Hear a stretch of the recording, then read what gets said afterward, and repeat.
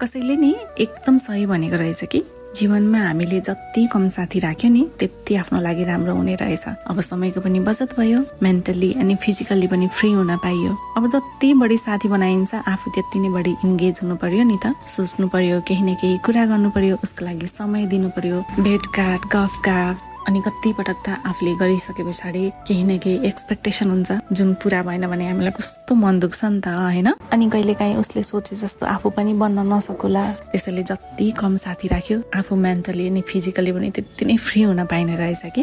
मैले भन्न खोजे होइन कि साथी बनाउँदै नबनाउनुहोस्। यदि राम्रो साथी छ तपाईलाई उसबाट जहिले पोजिटिभ भाइब्स आउँछ र जीवनमा हरेक कुरा गर्ने उत्साह मिलिरहेको छ भने मलाई त लाग्छ हामीले उसलाई आफ्नो जीवनमा अझ विशेष स्थान दिनुपर्छ। तर एकजनाको कोसिसले मात्र पनि मित्रता रहन्न है। सबभन्दा ठुलो कुरा त नि हामीलाई दुःख या आवश्यकता परेको बेलामा उसको साथ राहत पाइयोस्। कतै यस्तो नहोस् धेरै समय बितिसकेपछि नि हामीलाई अफसोस होस् मित्रता त मैले मात्र निभाएको रहेछु भनेर, या गलत मान्छेमा मैले आफ्नो समय पैसा या अन्य धेरै कुरा खर्चेको रहेछु भनेर। किनकि भनिन्छ बगेको खोला अनि बितेको समय फेरि फर्केर आउनु